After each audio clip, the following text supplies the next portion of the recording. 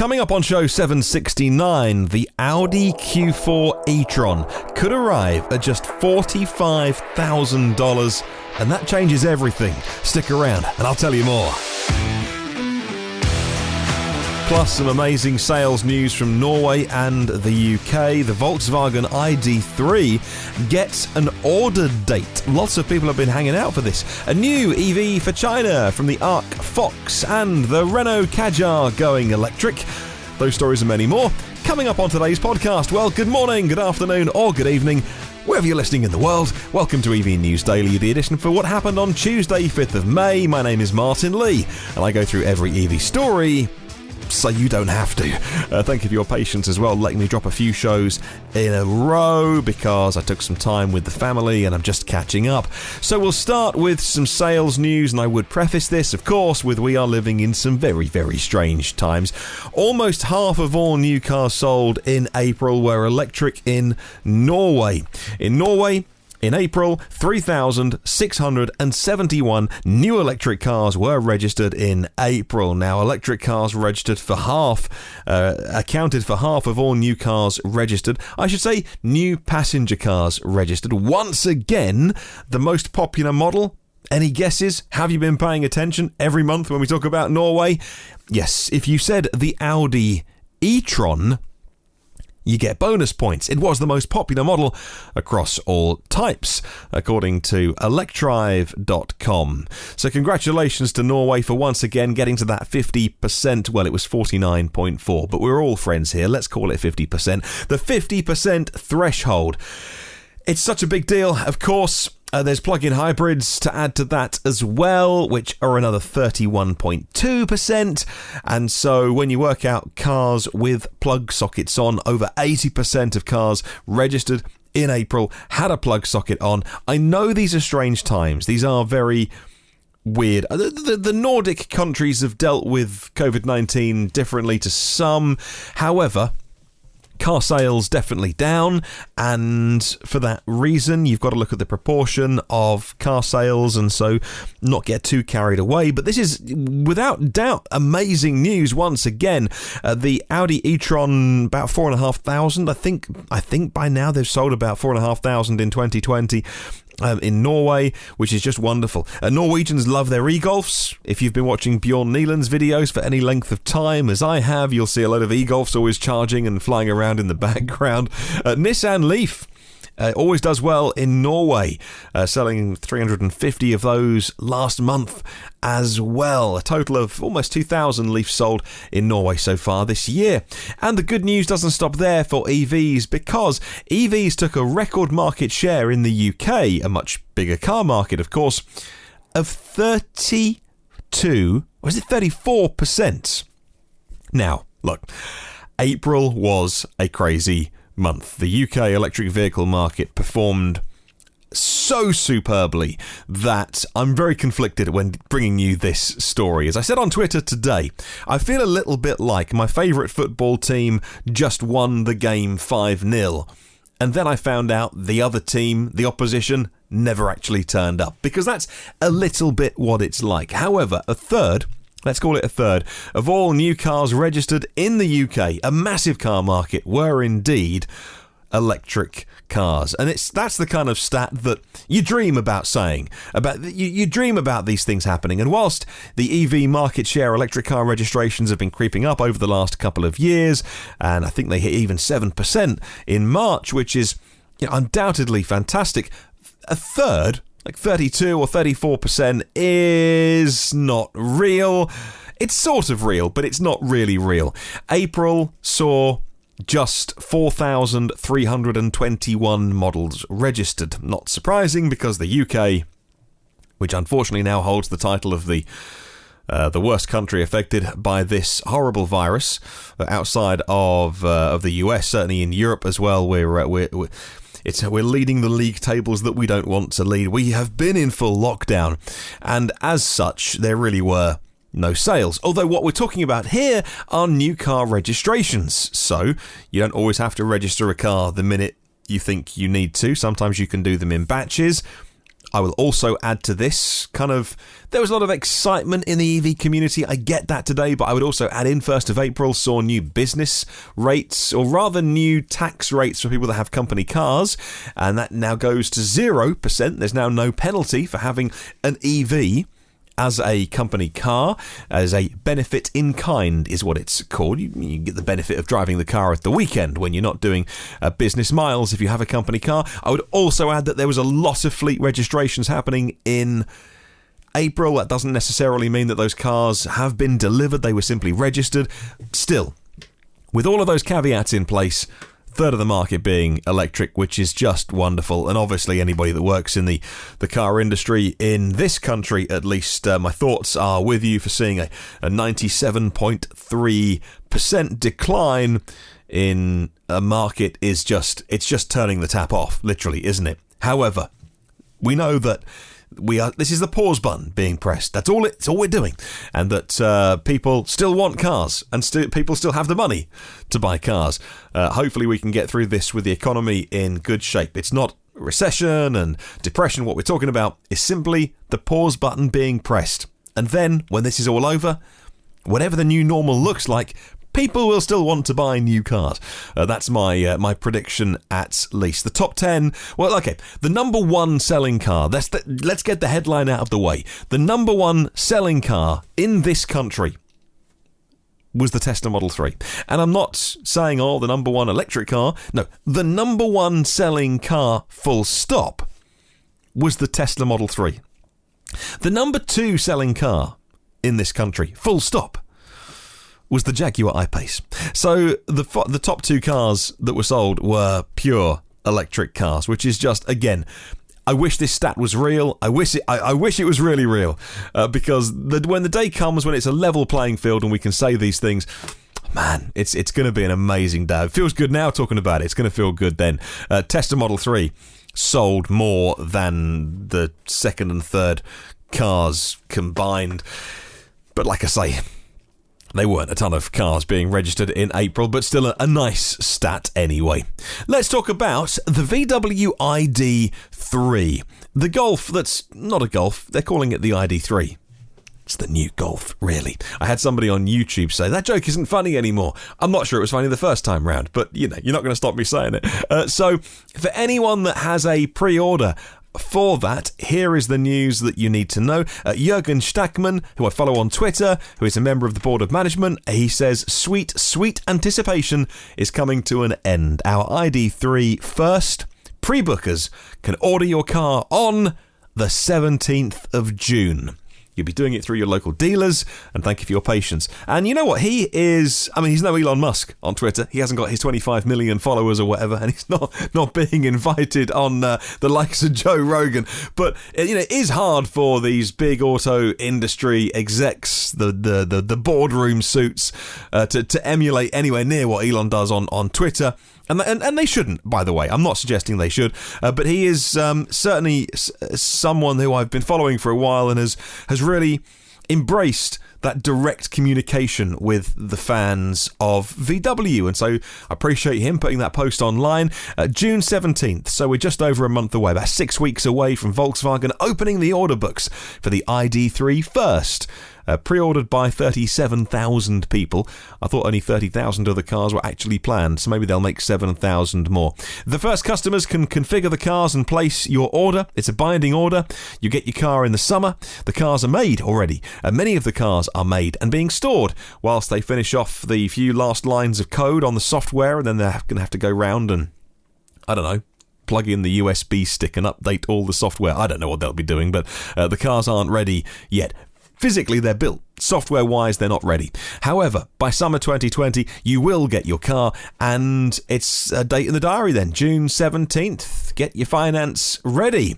The cars are being made in Zwickau in Germany, and the rate wasn't great last time I read up on this, about 50 units a day, so obviously they're going to have to scale that pretty damn quickly.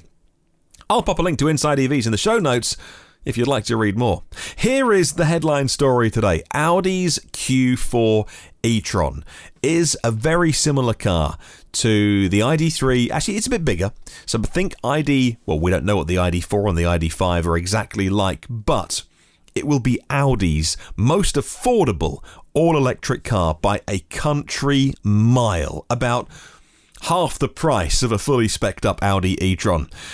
Coming out in 2021, using the same platform as the VW Group cars, so the MEB platform, so sitting on the same underpinnings as the ID.3. This is a car that was previewed in concept form. The concept pictures look amazing back at the Geneva Motor Show last year. It is the best of the current Audi design language. Looks sharp, looks mean, looks aggressive. However, a couple of big differences to what we've seen from Audi so far. The e-tron and the e-tron Sportback, big cars, big SUVs. Maybe some would say they look a little bit bloated. This doesn't. This is a smaller car. This is definitely a smaller crossover, SUV style. Probably crossover is the best way to describe it. The Q4 e-tron is smaller, it's tighter, and it's definitely a car that I think is going to appeal to many people. When I tell you the price, the rumoured price of this, $45,000 in the US, which, for my US listeners, yes, Audi still get the federal tax credit off next year's bill. That's $7,500. Some states as well are providing another few thousand. You could get this for mid-30s. That's incredible.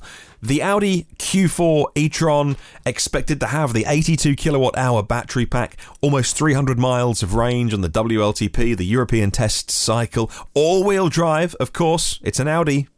It's Quattro, famous for that. There will be an electric motor up front on the basic ones, I think, front-wheel drive, on the basic ones. But then again, the ID.3 is rear-wheel drive, so maybe I'm getting that wrong. But certainly, the top-spec Q4 is going to be the Quattro, the four-wheel drive, 0 to 60 in 6 seconds.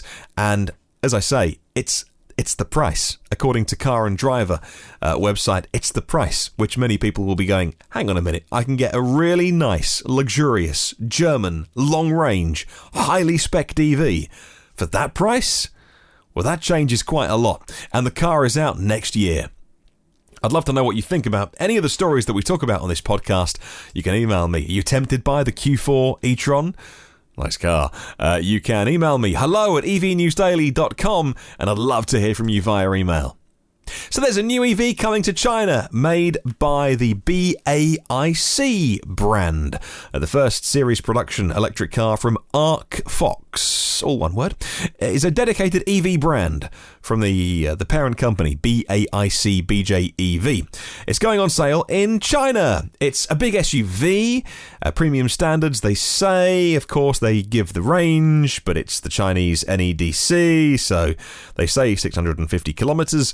I've recently been saying just halve it. Just 325 kilometers, and you get somewhere near the real world range of that car. Yep, it's the ARCFOX Alpha T. 4-wheel drive, so all-wheel drive on that, and not the biggest power output on the motors and things like that, because that's not really what turns on Chinese buyers. They're not really doing 0 to 60 dashes and heading down the motorways at 140 miles an hour. There's a one or two cameras in China watching what you get up to.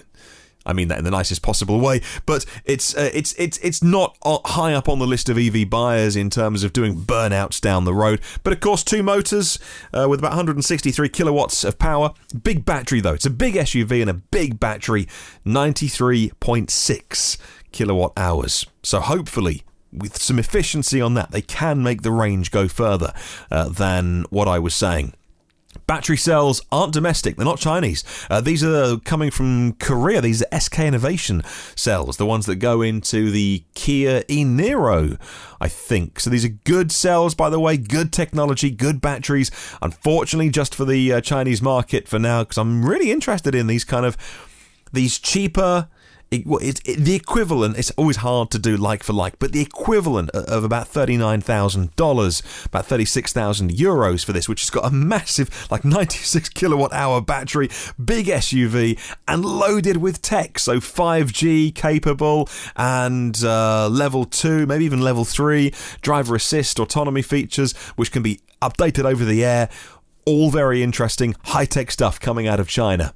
Okay, let's move on and let's talk about Renault. And the Renault Kadjar is going electrified. It's a very strong seller, the Renault Kadjar. It's an SUV and it's getting ready to, having been on sale 5 years now, have its second generation release. And of course, Renault, famous for the Renault Zoe all-electric car. I may be on my second one by now. I might have mentioned that before. And the Kadjar is a big seller, big money maker for Renault. And of course, along with the Renault, Nissan, Mitsubishi alliance, they do have a lot of cars in this kind of area. Nissan Qashqai, Mitsubishi Outlander, new versions of those are both due in 2021, along with the new Kadjar as well, and it will be going more electrified. There will be mild hybrid options, boring, but there will be plug-in hybrid versions of these. And you know what, for the kind of buyers that are going for this kind of car, or like a Qashqai, but look, I mean, certainly Nissan have ditched diesel. I wouldn't be surprised if Renault, are there any diesel Renaults left? If they haven't yet, they'll be ditching that for electrified powertrains. So, here's a story about someone making more money than you and me. Elon Musk has, it would appear, to have hit a set of criteria which had to be hit for him to get one of his many paydays. And on the 1st of May, on this podcast, I told you about one of his tweets which said Tesla stock is too high. And then the stock went down about 9 or 10%. Well, that was actually just 3 days before he had to hit one of his milestones. It seems, with hindsight, he was almost self-sabotaging. Well, it didn't work. The stock price went back up again. It jumped more than 8% yesterday, and that puts the market capitalization of Tesla at $141.1 billion US dollars. And that's important for Elon Musk because the stock market needed to hit a stock value needed to hit a 6-month average. Hitting a 6-month average of 100 billion triggers the vesting of some of his options. He's got 12 of those in his current pay packet. It lasts for, I forget how long. I'm not going to go into his pay deal once again. Made a whole show about that once. There's 12 tranches of his pay deal. He hits the first one because with the share price going up yesterday, he just about got there. The 6-month average was 100.2 billion and it had to be 100 billion. How much does he get for hitting the benchmarks on this achievement that he was set? Well, he gets the option to buy. He doesn't get some cash transferred to his bank account today. He gets the option to buy 1.69 million Tesla shares at $350. Closing price at the minute is 760 odd. And so if he did buy the shares and sell them, he would make 700 million. So again, it's not like he's getting paid 700 million. He doesn't open up his online banking app on his phone this morning to check his direct debits like you and I might do and see 700 million in there. However, it does now mean that he has the option to do that, and there's 11 more tranches that if he hits them, he'll become richer than just about anybody on the planet. 50. The amount he gets, it's in the tens of billions, isn't it? I must go back and look at my previous shows. It was a crazy. If they do it, I mean, it'll be because Tesla is worth megabucks anyway, so they'll be able to afford it. Right, let's talk about the million-mile battery from Tesla. Tesla's made even more battery improvements in their million-mile battery with less cobalt and lower cost and more energy density, says Fred at Electric today. Last year, Jeff Dahn and the researchers who work for Tesla were talking about a new battery cell that could last 1 million miles, and effectively what they're talking about is it lasting full cycles of charging, discharging, and charging, discharging.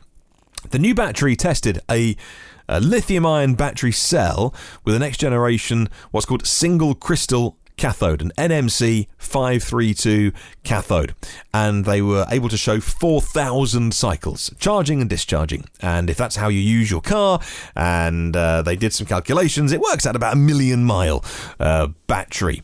More improvements have been made to that. A source familiar with the matter told Electrek that this new chemistry would be used in Tesla's stationary energy storage products, like Powerwall and Powerpack and Megapack as well, which is the really big one.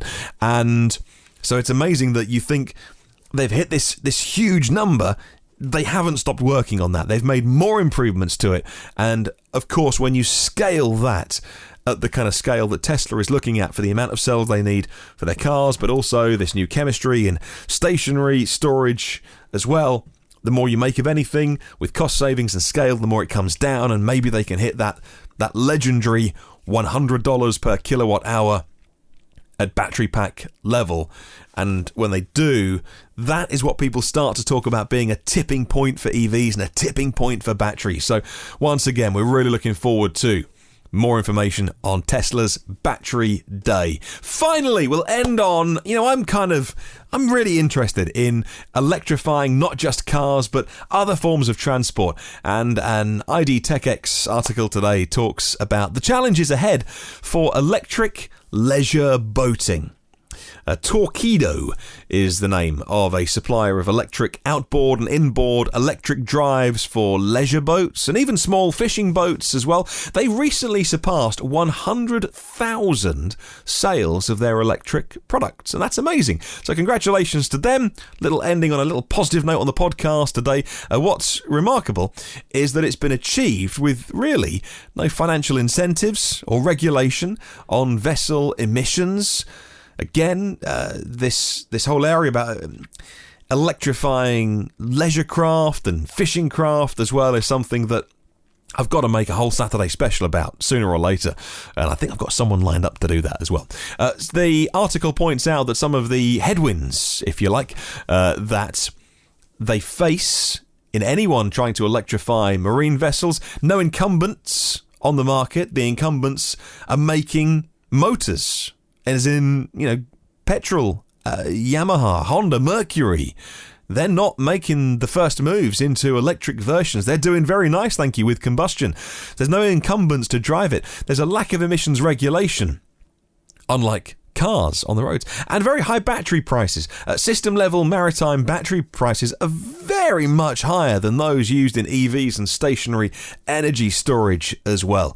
So congratulations to those companies that are doing well in the face of what would seem some adversity there. Thank you very much for listening today. I hope you loved the podcast. Yesterday was full of good news. I didn't think we could top yesterday's, but again today, just some really, really interesting EV stories. I've loved doing it today. If you can listen out for Question of the Week, it's back on Sunday. No question this week, by the way, taking a pause for 1 week. But you can email me about anything, anytime. My address is hello@evnewsdaily.com.